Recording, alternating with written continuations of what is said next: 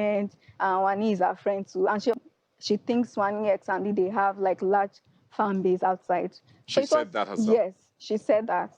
So I just felt like, okay, if someone doesn't want you to be friends with a boyfriend, I mean, why not just, if you truly value the friendship, just stay away from the guy. She was using what as a strategy? Like trying to be in everybody's business. So she didn't specifically say the Hani and Wandi? No, they have large fan base outside. So that was why I said that. So it's not that she said it? No. You just, okay, so because of what she said and what she had said before, yes, about using everybody as strategy. Yes. So she didn't say, I'm using Wani and Handi. No, she didn't say that. So you can see why that was a problem when people heard the way you said it. Yeah. And first of all, why did that fight become a Victoria fight for you? I'm sitting on my own chilling, and the parrot makes his statement. Nobody was forced to speak. I was talking to you. It was you I told. I was sitting on the couch with Ozzy when she kept going on and on about that person that you cannot call your friend out, because now she's painting a picture to make it look like, oh, you know, I was never in the situation. She was focusing only at Cassia until Cassia was like, oh, Victoria, come and confirm to this. And that was when I came in. Starts calling me out. We are both guilty of the same thing.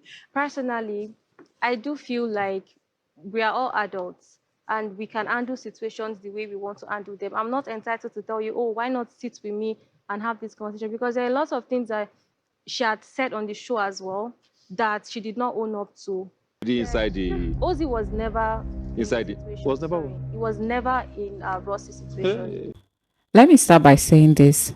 I love how the girlies are literally not making whatever that happened between their triangles or friendships or whatever about men, at least the efforts in this particular one.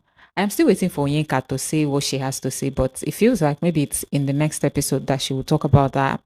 But let's focus on Cassia for a bit. Cassia almost broke down in tears. Her voice was literally breaking.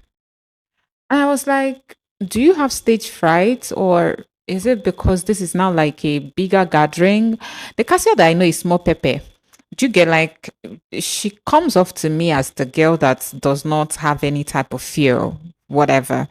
She's going to tell you what's on her mind. If you like, you can't do anything better than a dead rat type of energy is what Cassia used to have.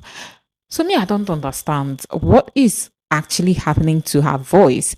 Is it the fact that she's getting caught in the lie of omission? Because she did not outrightly lie, right? You can't come out and say, oh, Cassia lied. She lied by omission, by not adding that Onyeka did not actually tell her what she said, that what she was saying is just an observation, or that just her perspective or what she thinks that Onyeka is doing because of an information that Onyeka had shared with her.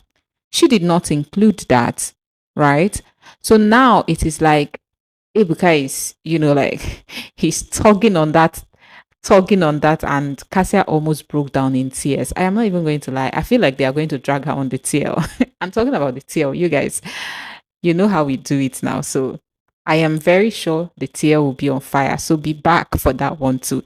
And yes, there was Ndine and the drama between that one, and also Chiwe and Dem's drama. So that is going to also come in another video. On this one, I just want to focus on Cassia, Victoria, and Onyeka. Because, okay, I am not going to, feed into the same narrative again. And that's why when I started this video, I started by saying that I love the fact that the girlies are not giving free publicity to no guy. The guys are literally seated there like, when big furniture, yeah, they are almost sitting down there like furniture. Even when Sean, except for Pere and White Money season, yes, White Money and Pere give us a show, okay, but for a lot of the other seasons, it is mostly the girls. They are the ones bringing the content, and then the guys end up milking that content and making it about them. And even with the whole Sean, Wani, Onyeka triangle, Sean was just milking the whole situation. Anyways, let's focus on Onyeka for a bit. The truth is, if you like Oyinka, if you like, despise Oyinka, but there are so many conversations that revolve around Oyinka. Why? Because Oyinka was probably the one person on the show in the No Lose Guard season that didn't care about image and so was not so guarded, right? Even Wani and Handy, that people are saying, oh, they did whatever it is that came to their mind. No, those two girls were really, really guarded.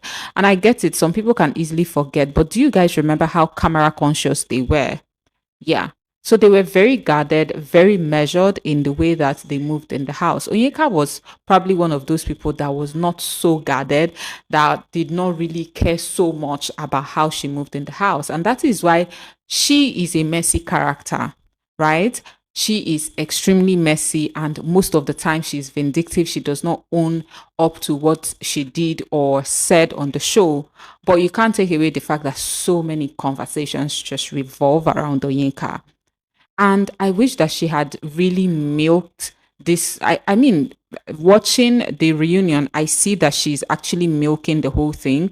That's fine. That's beautiful. But I wish that she had milked the way that the dislike, the like that she got from a whole lot of people after the show. I feel like Oyinka is one character from the No Lose Guard season that did not really do so much with the publicity that she got, because it was a lot, from people hating on her to people liking her to there is like a whole group of people who keep on, like on the BBNTL, you will see them consistently posting that may Onyeka not happen to us in another season. Like literally a dedicated group of people just hating on you. That type of the situation between her, Victoria, and Cassia. I am surprised that Onyeka was really calm about the Cassia situation. I don't know, maybe by this time she don't talk, she don't tire. By the way, please like the video, okay? Subscribe to the channel if you are not already, because I am like, this was a whole narrative on your head. Somebody literally started an agenda that's really, really agended on your head, and I was expecting some very measured response to Cassia, especially because Cassia's voice was already breaking. Do you get? But maybe she felt like, why do you have to beat someone that is already down? I don't know whether that is how Yinka was feeling, but in my opinion, she didn't really like tackle that particular confession, because it was a confession, it was a revelation. Okay, it was you being vindicated, right? Yes, you don't need to do so much, but like just bask in it, at least for once. Yes. Someone was wrong about you, bask in it before you get on to the next conversation. Like you could just literally use that as your highlight, jump up, shout hallelujah. Do you get? Like, but I also get it, because if you watched how Onyeka behaved in the house, you can't really beat the allegation. But what I'm saying is, it does not take away the fact that it was an allegation, right? But I also feel that Onyeka, maybe a guilty conscience worry Onyeka, because why won't you bask in the moment of someone actually admitting their own fault for an agenda, for a whole narrative that was created on your head? Why Onyeka? So this is like the second time that Onyeka has disappointed me in her responses.